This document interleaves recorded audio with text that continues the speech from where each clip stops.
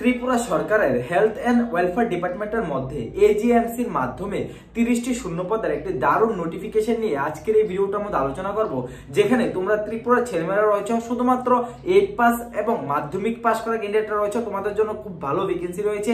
MTS রয়েছে, ওটি assistant রয়েছে, অনেকগুলি শূন্যপদ রয়েছে যেগুলো নিয়ে বিস্তারিত আলোচনা করব। তোমরা কিভাবে অ্যাপ্লাই করতে হবে এবং সম্পূর্ণভাবে অনলাইন প্রসেস রয়েছে, কিভাবে অ্যাপ্লাই করবে, লাস্ট ডেট কবে রাখা হয়েছে, তোমাদের স্যালারি কত দেওয়া হবে, এজ লিমিট কত রাখা হয়েছে, সমস্ত বিষয়গুলি নিয়ে কিন্তু ভিডিওটার মধ্যে বিস্তারিত আলোচনা করব।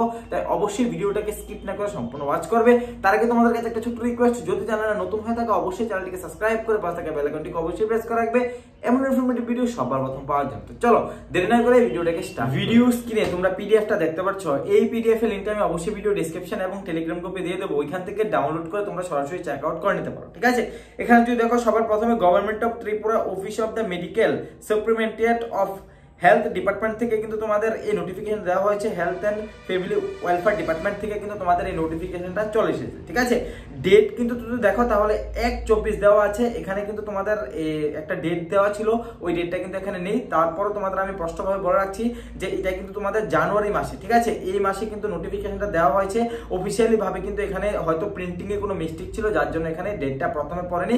বাট তোমাদের আমি সবার প্রথমেই দেখিয়ে দিচ্ছি যে তোমাদের অ্যাপ্লিকেশনের লাস্ট ডেট কবে। দেখো তোমরা যারা যারা অ্যাপ্লাই করবে তোমাদের লাস্ট ডেট কিন্তু ফেব্রুয়ারি 24 তারিখ পর্যন্ত কিন্তু অ্যাপ্লিকেশনের লাস্ট ডেট রয়েছে। তাই অবশ্যই তোমরা একটা রিয়েল নোটিফিকেশন দেখছো এবং তোমরা কিন্তু অবশ্যই অ্যাপ্লাই করতে পারবে। ঠিক আছে, এখানে যদি দেখো তাহলে সবার প্রথমে তোমরা এখানে এই কনফিউশনটা ক্লিয়ার করে দিলাম। এবার অ্যাপ্লিকেশন আর invited for eligible candidate state domicile of Tripura, অর্থাৎ যারা শুধুমাত্র ত্রিপুরা স্থায়ী বসবাসকারী রয়েছে তোমরাই শুধুমাত্র এই পোস্টগুলোর মধ্যে আবেদন করতে পারবে। অন্যান্য স্টেটের কেউ কিন্তু এই পোস্টগুলোর মধ্যে আবেদন করতে পারবে না। ঠিক আছে, এখানে কিন্তু লিমিট অফ এজ লিমিট তোমাদের রাখা হয়েছে। দেখো 18 বছর থেকে 40 বছর তোমাদের এজ লিমিট রাখা হয়েছে এবং এসসি এসটি যারা রয়েছে তোমাদের জন্য 5 বছরের এজ রিল্যাক্সেশনও দেওয়া রয়েছে। এবং এখানে কিন্তু সম্পূর্ণভাবে বলা রয়েছে for the recruitment on contractual base for period of 11 month in under the mention তোমাদের 13 পোস্ট, অর্থাৎ 30টা শূন্যপদ রয়েছে এবং সবগুলি পোস্টেরই কিন্তু ডিউরেশন থাকবে 11 মান্থ পর্যন্ত কিন্তু তোমাদের জবটা ডিউরিটি রাখা হয়েছে। আমি তোমাদের এই ক্ষেত্রে কন্ট্রাকচুয়াল জবের ক্ষেত্রে একটু তোমাদের কাছ থেকে আমি টাইম নেব। দেখো যে কোনো কন্ট্রাকচুয়াল জব, ধরো তুমি এএমসি থেকে আসে বা অন্যান্য অনেক সংস্থা থেকে, যেমন আমাদের ত্রিপুরা রাজ্যের মধ্যে সফিদের থেকে আসে বা অনেক জায়গা থেকে কিন্তু আমাদের কন্ট্রাকচুয়াল বেসে নিয়োগ করা হয়। আলটিমেটলি যখন পরবর্তী সময়ের টাইম পিরিয়ডটা শেষ হয় ওইটাকে কিন্তু পরে রিনিউ করে দেওয়া হয় বা পরবর্তী সময়টাকে রেগুলার করে দেওয়া হয়। বাট যেহেতু এখানে কোনো রকমের মেনশন করা নেই পরবর্তী সময়ে কি করা হবে, তাই তোমাদেরকে বলবো যারা এডুকেশন কোয়ালিফিকেশন ম্যাচ করবে তোমরা কিন্তু অবশ্যই অ্যাপ্লাই করবে। 11 মান্থও কিন্তু যদি তোমরা জবটা করো তাহলে কিন্তু এখান থেকে একটা এক্সপিরিয়েন্স সার্টিফিকেট পাবে, গভর্নমেন্ট সংস্থা থেকে একটা এক্সপিরিয়েন্স সার্টিফিকেট পাবে।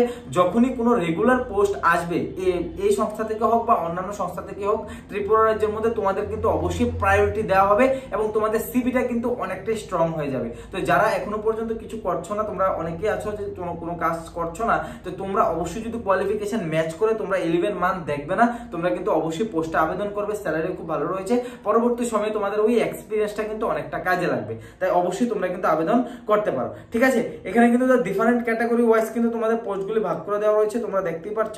এবং এএমসি জিবি হসপিটালের আন্ডারে কিন্তু তোমাদের এই পোস্টগুলির মধ্যে নিয়োগ করা হবে। টোটাল পোস্ট যেটা 30 রাখা হয়েছে তোমরা অবশ্যই আমি ভিডিওর শুরুতে বলে দিলাম। যেমন এখানে 1 থেকে এখানে 5 নাম্বার পর্যন্ত তোমাদের ভ্যাকেন্সিগুলো ডিটেলস দেওয়া রয়েছে। তো সবার প্রথমে যদি দেখো 1 নাম্বার যেটা রয়েছে এটার মধ্যে কিন্তু তোমাদের হায়ার কোয়ালিফিকেশন রাখা হয়েছে। যখন এই কোয়ালিফিকেশন কিন্তু তোমাদের ম্যাক্সিমামে থাকবে না, তাই আমি ডিসকাস করছি না। 2 নম্বরে কিন্তু রেসিডেন্সিয়াল মেডিকেল অফিসার, এটার মধ্যে কিন্তু তোমাদের এমবিবিএস চাওয়া হয়েছে। 4টা ভ্যাকেন্সি রয়েছে, এটা নিয়ে আমি আলোচনা করছি না। তোমরা অবশ্যই যারা এলিজিবল থাকবে তোমরা একবার চেক আউট করে নিতে পারবে। 3 নাম্বার যেটা রয়েছে দেখো নার্সিং অফিসারের জন্য তোমাদের 9টা ভ্যাকেন্সি রয়েছে। এখানে এসসিদের জন্য কিন্তু একটা ভ্যাকেন্সি রয়েছে, যদি দেখো ভালো করে, এসসির জন্য একটা, এসটিদের জন্য 3টা এবং ইউআর এর জন্য 5টা ভ্যাকেন্সি রাখা হয়েছে।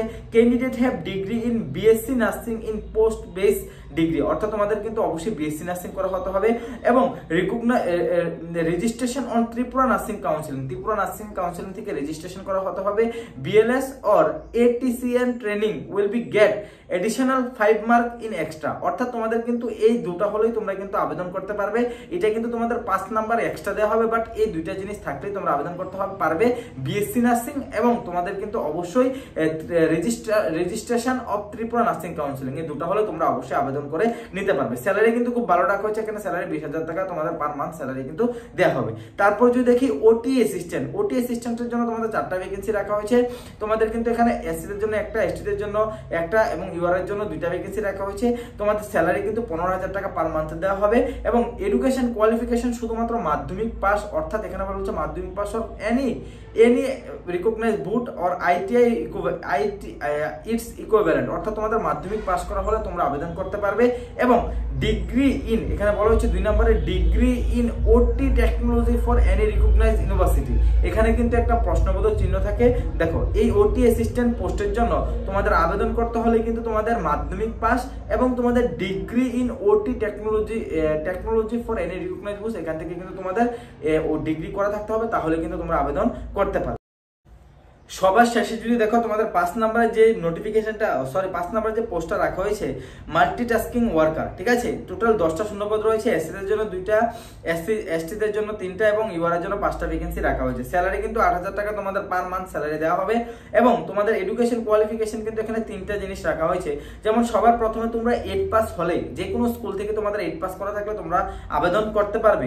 2 নম্বরে রাখা হয়েছে যে 8 পাসের সাথে সাথে তোমাদের period experience of in any thermal care centre, অর্থাৎ তোমাদের থার্মাল কেয়ার সেন্টারের একটা এক্সপিরিয়েন্সের প্রয়োজন পড়বে। তারপরে 3 নম্বর যেটা রাখা হয়েছে তোমাদের GDA trend in skill development. এই 3টা জিনিস থাকলেই তোমরা কিন্তু এই পোস্টে কিন্তু আবেদন করতে পারবে, ঠিক আছে। এগুলি অবশ্যই তোমরা যে কোনো মেডিকেল অফিসে গেলে তোমরা কিন্তু আলোচনা করে বুঝতে পারবে যে এই জিনিসগুলি কি, বাট এক্সপিরিয়েন্সগুলো তোমরা নিয়ে নিতে পারবে। তোমরা অবশ্যই কিন্তু তোমরা একবার যোগাযোগ করতে পারো, ঠিক আছে। তারপর যদি বলে অ্যাপ্লাই প্রসেস কি রয়েছে, অ্যাপ্লাই প্রসেস ইনস্ট্রাকশন তোমাদের রাখা হয়েছে। The interested candidate are to submit the application last date of 18 February 2024, অর্থাৎ 18 তারিখ পর্যন্ত তোমাদের লাস্ট ডেট রাখা হয়েছে। এবং the applicant for online form fill up, অর্থাৎ তোমাদের সম্পূর্ণভাবে অনলাইন করতে হবে এবং এখানে ওয়েবসাইটও দেওয়া রয়েছে, এখানে গিয়ে কিন্তু তোমাদের অনলাইন ফর্ম ফিল আপ করতে হবে। সবার প্রথমে তোমাদের সিলেকশনটা করা হবে কিন্তু 1:3 পরবর্তী সময়ে ভাইবার পরে কিন্তু এটাকে তোমাদের শর্টলিস্টেড করা হবে, ঠিক আছে। এই হলো তোমাদের বেসিক নোটিফিকেশন। যদি কোনো কোশ্চেন থাকে বা কিছু জানতে চাও অবশ্যই ভিডিও কমেন্ট সেকশনে কমেন্ট করতে পারো। আজকের জন্য এতটুকু রাখলাম। জয় হিন্দ, বন্দে মাতরম।